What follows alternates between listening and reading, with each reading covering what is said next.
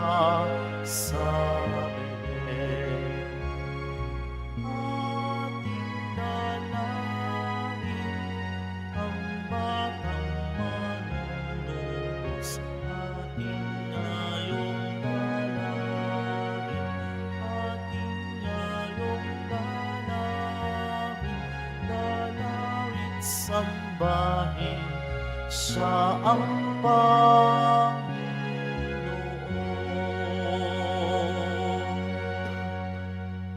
Sa ngala ng Ama at ng Anak at ng Espiritu Santo, Amen. sumainyo ang Panginoon. At sumayo rin.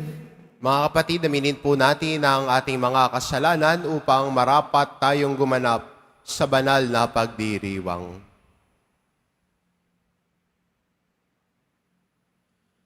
Inaamin ko Sa makapangyarihang Diyos at sa inyo mga kapatid, na lubha akong nagkasala sa isip, sa salita, sa gawa, at sa aking pagkukulang. Kaya isinasamo ko sa mahal na Birheng Maria, sa lahat ng mga anghel at mga banal, at sa inyo mga kapatid, na ako'y ipanalangin sa Panginoong ating Diyos. kaawaan tayo ng makapangyarihan Diyos, patawarin tayo sa ating mga kasalanan, at patnubayan tayo sa buhay na walang hanggan. Amen. Panginoon, kaawaan mo kami. Panginoon, kaawaan mo kami. Kristo, kaawaan mo kami. Kristo, kaawaan mo kami. Panginoon, kaawaan mo kami. Panginoon, kaawaan mo kami.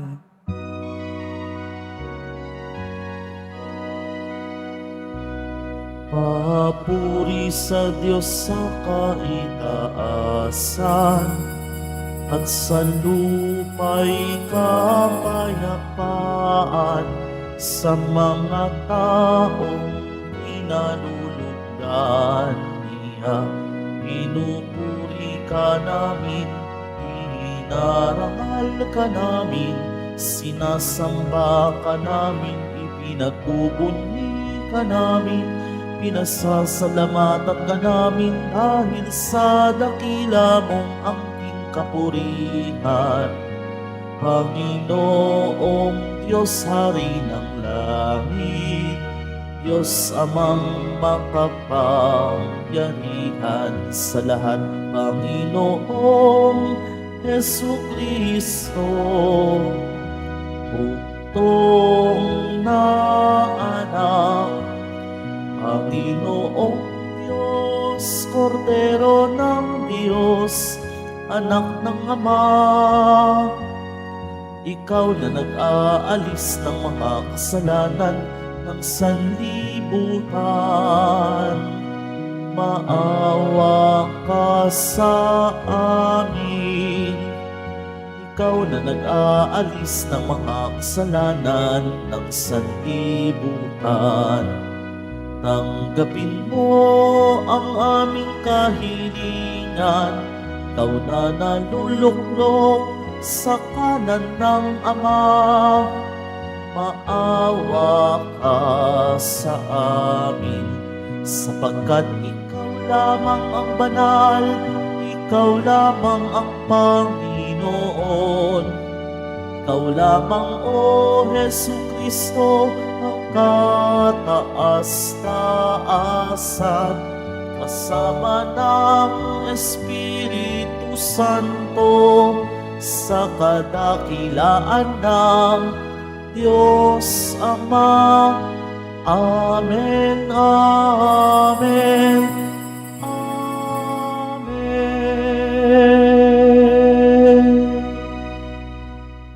Manalangin tayo.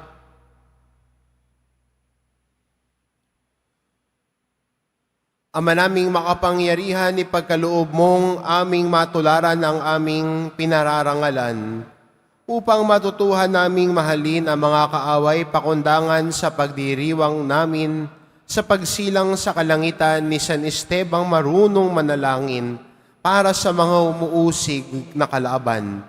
Iniluluhog namin ito sa pamamagitan ni Jesucristo kasama ng Espiritu Santo, magpa sa walang hanggan. Amen. Magsiupo muna ang lahat.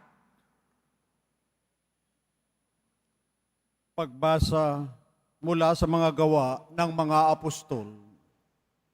Noong mga araw na iyon, pinagpala ng Diyos si Esteban at pinuspos ng kapangyarihan.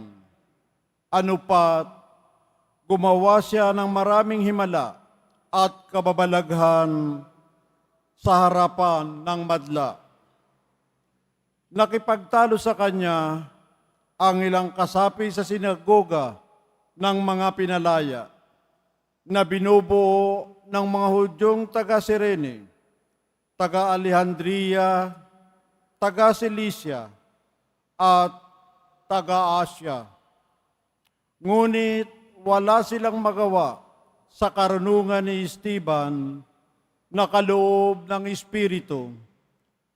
Nang marinig ito ng mga bumubuo ng Sanhedrin, sila'y nagngalit dahil sa matinding galit kay Esteban.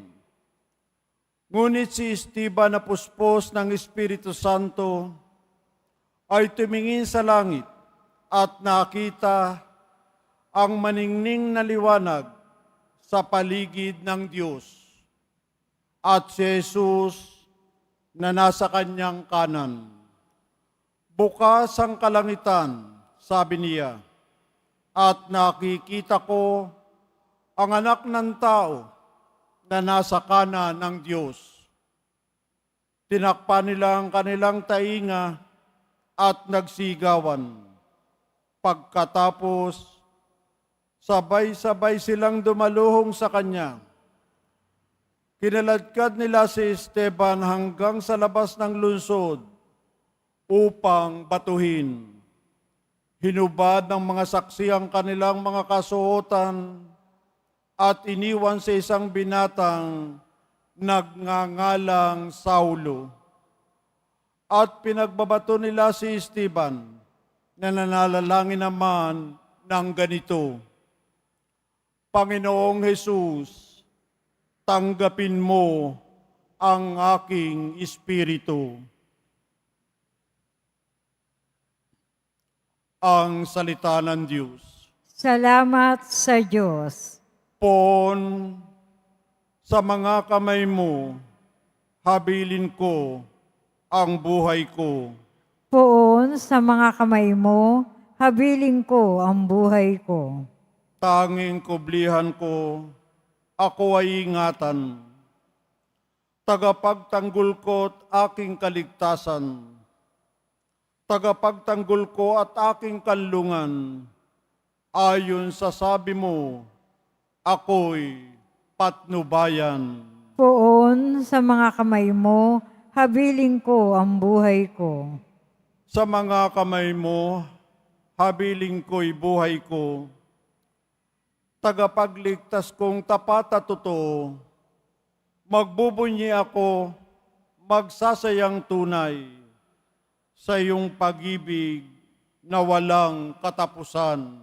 Poon sa mga kamay mo, habilin ko ang buhay ko. Laban sa kaaway ay pagtatanggol mo at sa umuusig sa sinumang tao. Itong iyong lingkod, sana ilingapin. Ingatan mo ako at iyong pagpalain. Iligtas mo ako at iyong sagipin. Tanda ng pag-ibig na di nagmamaliw. Poon sa mga kamay mo, habilin ko ang buhay ko. Magsitayo na po ang lahat.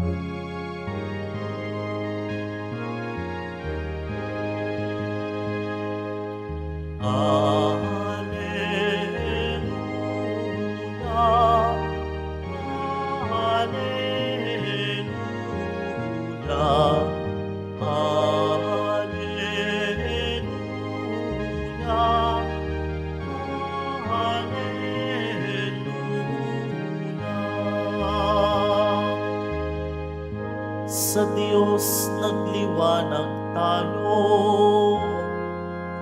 ang pinagpalang totoo, sa ngalan niya'y naparito.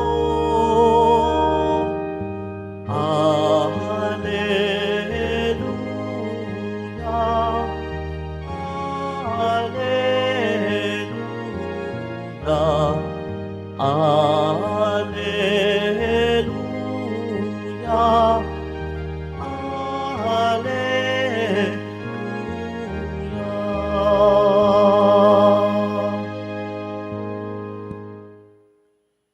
Sumainyo ang Panginoon. At sumayo rin. Ang mabuting balita ng Panginoon ayon kay San Mateo.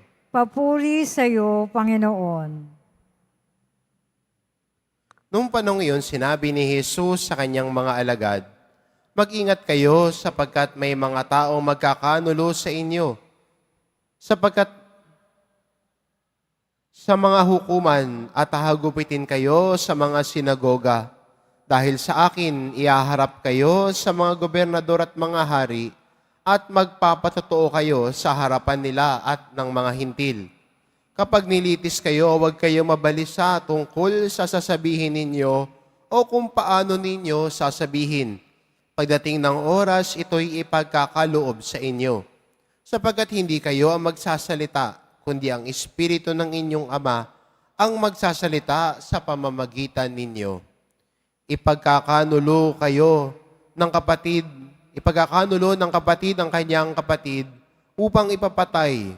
Gayon din ang gagawin ng ama sa kanyang anak.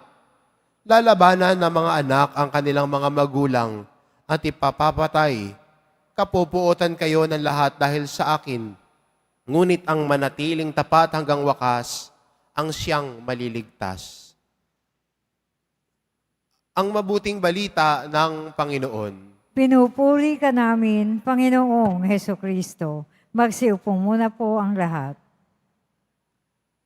Tapos na ba ang Pasko?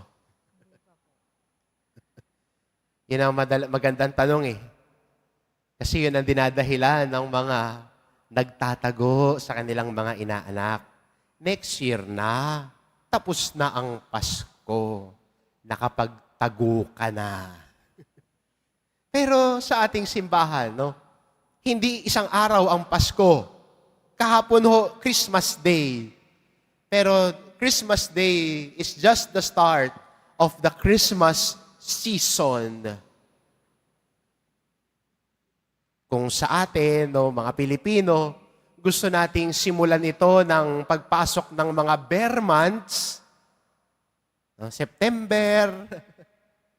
Pero sa totoo lang, sa pananampalataya natin, sa pagdiriwang ng simbahan, nagsisimula pa lamang tayo. Ika nga sa English, we're just getting started. Pero magandang tignan, ano ba ang halaga ng Pasko para sa atin? Pagbibigay ba ng regalo? May matatanggap ka bang regalo? Yun na ba yun?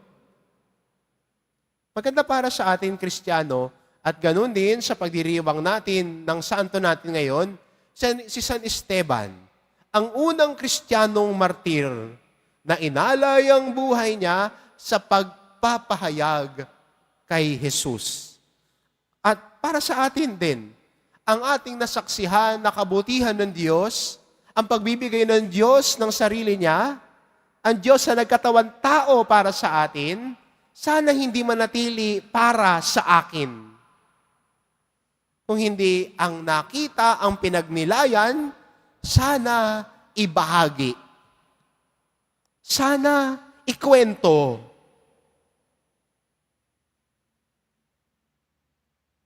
At siguro ito yung magandang bigyan pansin natin bilang Kristiyano. Tinitignan kasi natin yung araw ng Pasko sa regalo, sa napamaskuhan. Pero hindi naman yun talaga ang diwa ng Pasko eh. Iniisip natin, may makukuha, may regalo. Pero natanggap na natin, di ba, yung pinakadakilang regalo ng Diyos para sa atin? Na ang kanyang anak ay nagkatawan tao. Niyakap ang misyon para iligtas tayo. Kaya di ba, sa Ebanghelyo ni San Juan in John chapter 3 verse 16, "For God so loved the world that He gave His only Son." At hindi ba yan ang diwa ng Pasko? Ibinigay ng Diyos ang kanyang anak para saan? Para kanino? Sa atin. Para hindi tayo mawalay sa pagmamahal sa Diyos. Kaya maganda rin para sa atin bilang Kristiyano na itong nasaksihan natin, itong pinagnilayan natin, kasama itong mga simbang gabi na ito na naghahanda sa atin, sa araw ng Pasko at sa panahon ng Pasko, ngayon, ang ating nakita, nadama, ay ibahagi sa iba. Ang biyaya ng pananampalataya ay hindi lang para sa akin, kundi ang biyaya ng pananampalataya para lumago ay magandang ibahagi. Siguro ito yung magandang mission natin at mula sa inspirasyon ni San Esteban, kung paano niya nakita ang kabutihan ng Diyos, paano siya naging saksi sa pagmamahal ng Diyos, ibinahagi at ipinahayag. Sana sa atin din, ipahagi at ipahayag sino si Jesus. Ipakilala ang Diyos na nagkatawan tao. Siguro karamihan naman dito, kung hindi ho lahat may mga inaanak, na mga bata pa lamang. Baka pwede yung pagkakataon na yan, na pag binisita kayo, ay ipakilala ninyo sino si Jesus sa kanila. Turuan magdasal. Hindi lang abot agad. Check on their faith. Check also, paano nila nakikilala si Jesus? Hindi ba yan ang tungkulin ng ninong at ninang? Di ba sa binyag, kung babalikan natin yung pangako ng ninong at ninang, ang tungkulin ng ninong at ninang ay maging katuwang ng magulang sa pagpapahayag ng pananampalataya. Hindi ho tagabigay ng pamasko. Bonus na lang ho yun. Hindi siya requirement. Mga ninong-ninang, makinig kayo. Hindi requirement yan. Anong requirement ng pagiging ninong at ninang? Anong inaasahan ng simbahan sa ninong at ninang? Na yung pananampalataya, ibahagi. Yung ating narinig at nasaksihan at pinagnilayan, ibahagi sa mga inaanak. Tulad ni San Esteban, ipinahayag ang pananampalataya. Sana tayo din sa pagbagtas at paglakbay natin ng panahon ito ng Kapaskuhan, ang ating natanggap na biyaya sa Diyos, ang ating pinagnilayan na misteryo ng Diyos na nagkatawan tao para sa ating kaligtasan, ay ibahagi at ipahayag. Kaya po, sana ito yung ating yakaping misyon. What we have seen and what we have heard, we proclaim and share to others. Amen.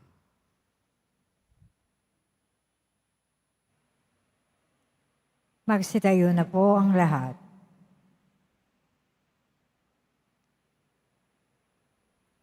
Mga minamahal na mga kapatid, sa gitna ng panahon ng pagsasaya, dahil sa pagsilang ng ating tagapagligtas, ipinaalala sa atin ng simbahan ang krus na inilalarawan ng pag-aali ni San Esteban ng kanyang sarili. Samahan natin sila sa ating pananalangin para sa ating kapwa. Ang ating itugon, Panginoon ng buhay, dinggin mo kami. Panginoon ng buhay, dinggin mo kami. Tulad ni San Esteban, naway maihatid natin ang kagalakan ng pagkakatawang tao ng Diyos kahit sa gitna ng mga pagsubok at pag-uusig na nararanasan natin araw-araw. Manalangin tayo. Panginoon ng buhay, dinggin mo kami. Ang mga pinuno ng pamahalaan, naway makita ang pasasalamat sa pagsilang ni Jesus sa pamamagitan ng kanilang pagsisikap na itaguyod at igalang ang buhay at dangal ng tao. Manalangin tayo. Panginoon ng buhay, dinggin mo kami. Tulad ni San Esteban, naway pagkalooban tayo ng biyaya at lakas na maging matatag sa pananampalataya hanggang sa wakas. Manalangin tayo. Panginoon ng buhay, dinggin mo kami. At tinawang taglayin ang kagalakan at pagtitiwala sa gitna ng mga ligalig ng buhay na ito. Manalangin tayo. Panginoon ng buhay, dinggin mo kami. Ang mga nagbuwis ng kanilang buhay para sa pananampalataya, naway tumanggap ng kanilang gantimpala sa langit. Manalangin tayo. Panginoon ng buhay, dinggin mo kami. Ama ng kaluwalhatian at kapangyarihan, sa pamamagitan ng mga panalangin ni San Esteban, ipagkaloob mo nawa ang mga kahilingang idinudulog namin sa iyo sa pamamagitan ni Kristong aming Panginoon. Amen. Magsiupo muna ang lahat.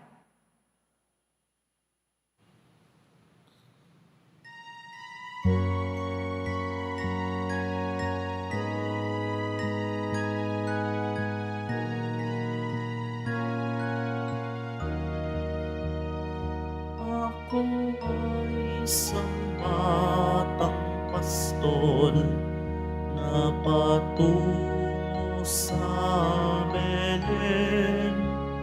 May dala na maiaalay kay Jesus sa sabsaban. Tayo na, sa Belen tayo na, sa Belen, at doon kay sarap pag-awitan sa tabi ng sabsaban. Ako'y may dalang tinapay, alak na dulot ay lakas, sa amin ay magbibigay buhay. O Jesus na manliligtas, tayo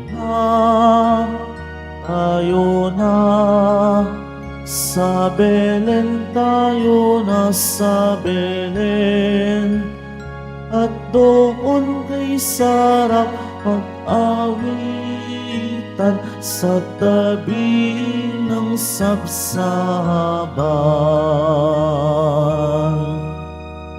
Magsitayo na po ang lahat. Manalangin kayo mga kapatid, upang ang paghahain natin ay kalugdan ng Diyos amang makapangyarihan. Tanggapin nawa ng Panginoon itong pag-aahin sa iyong mga kamay, sa kapurihan niya at karangalan, sa ating kapakinabangan at sa buong sambayan niyang banal.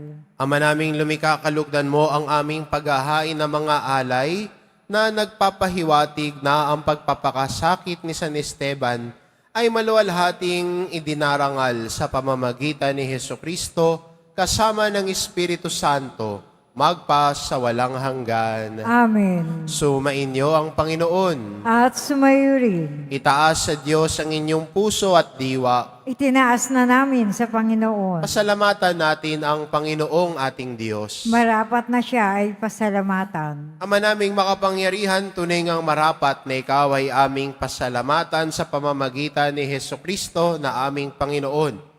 Ang anak mong di naiiba sa amin ay siyang pumawi sa dilim. Kaya ngayon ikaw ang aming nababanaagan. Ang anak mong di naiiba sa iyo ay siyang iisang salita mo.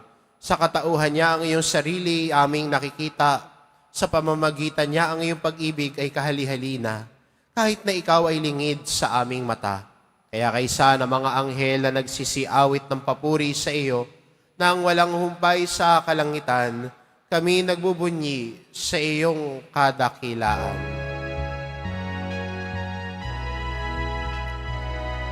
Santo, Santo, Santo, Panginoong Diyos ng mga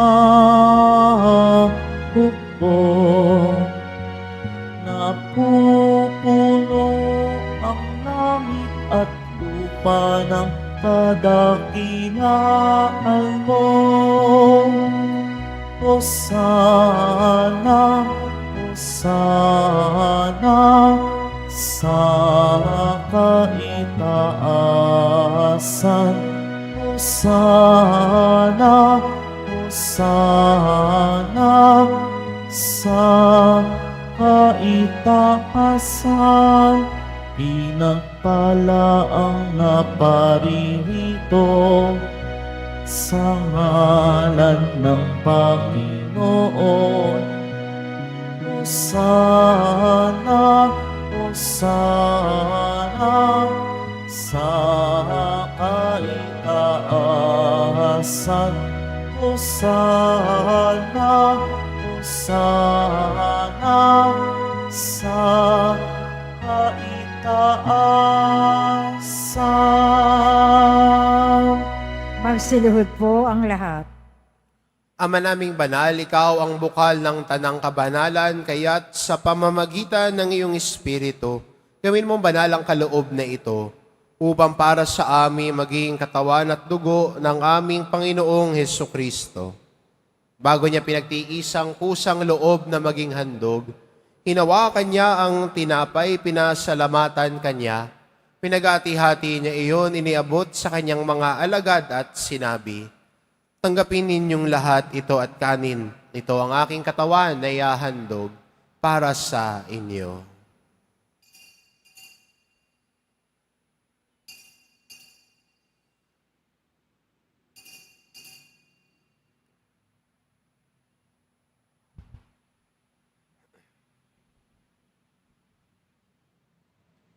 Gayun din naman na matapos ang hapunan, hinawakan niya ang kalis. Muli kanyang pinasalamatan. Iniabot niya ang kalis sa kanyang mga alagad at sinabi, "Tanggapin ninyong lahat ito at inumin, ito ang kalis ng aking dugo, ng bago at walang hanggang tipan, ang aking dugo na ibubuhos para sa inyo at para sa lahat, sa ikapagpapatawad ng mga kasalanan. Gawin ninyo ito sa pag-alala sa akin."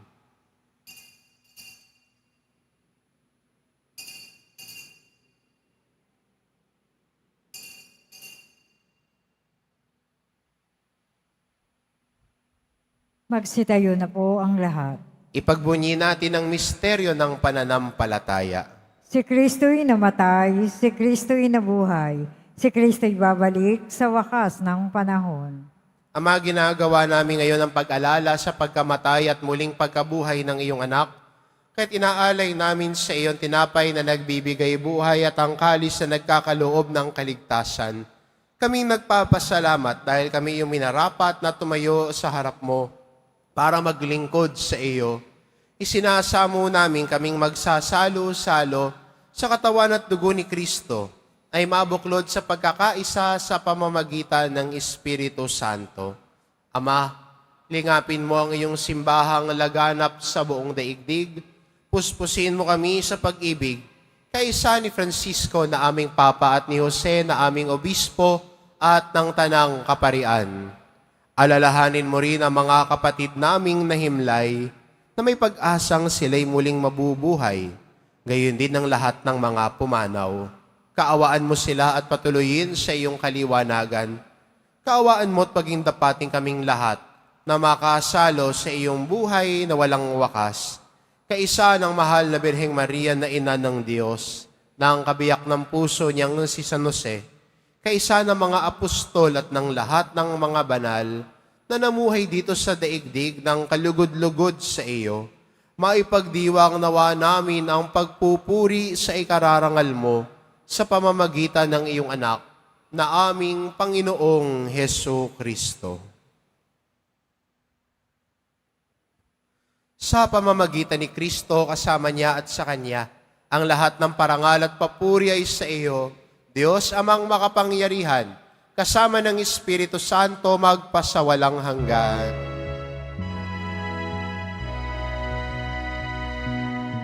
Amen. Amen. Amen.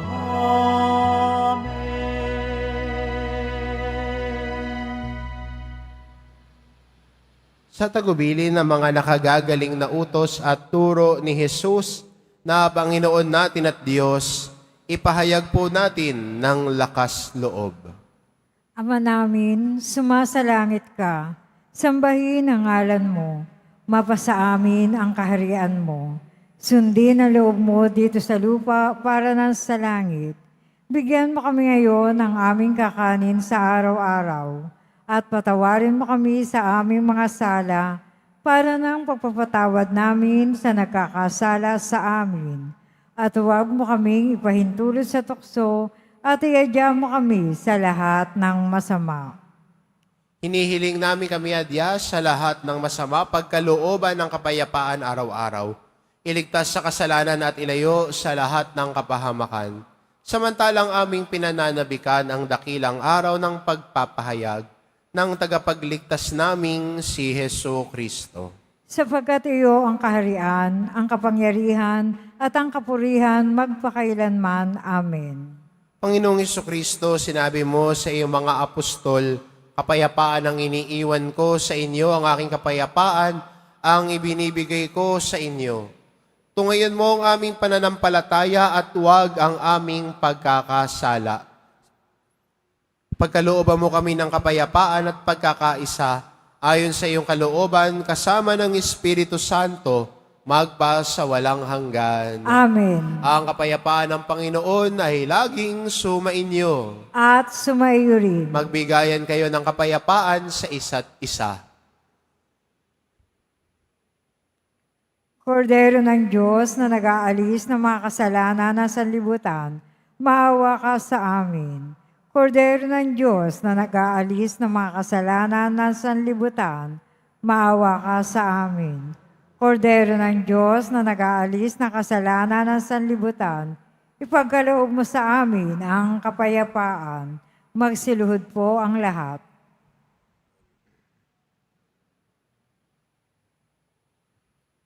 Itong kordero ng Diyos, ito nag-aalis ng kasalanan ng sanlibutan. Mapalad ang mga inaanyayahan sa kanyang piging. Panginoon, hindi ako karapat-dapat na magpatuloy sa iyo. Ngunit sa isang salita mo lamang ay gagaling na ako.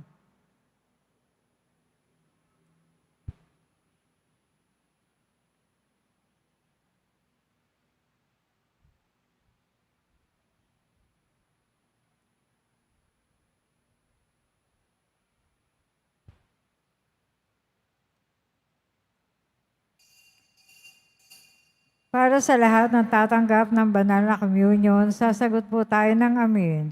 Pagkasabi ng pari o lay minister ng katawan ni Kristo at isubo agad sa bibig bago umalis sa harapan ng pari o lay minister.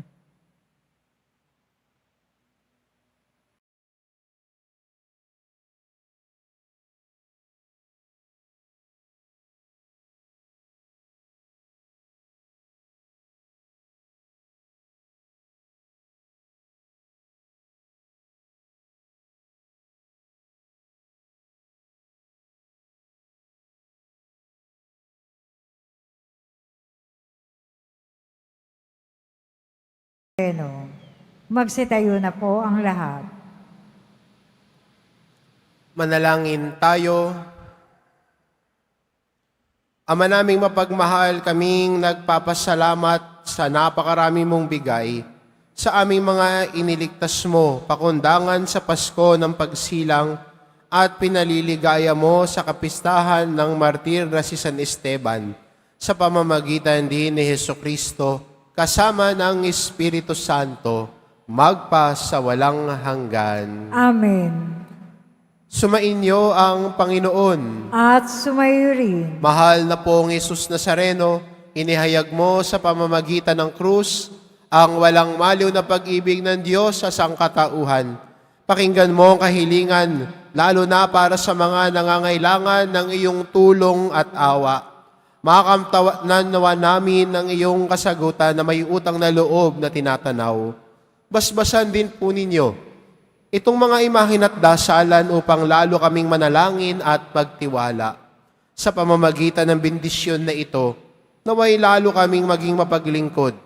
Masunurin na tapat sa iyo na aming maluwalhating Panginoon, magpa sa walang hanggan. Amen. At pagpalain kayo ng ating mapagmahal na Diyos, ang Ama at ang Anak at ng Espiritu Santo. Amen. Umayo kayo, taglay ang kapayapaan ng poong Jesus Nazareno. Salamat sa Diyos.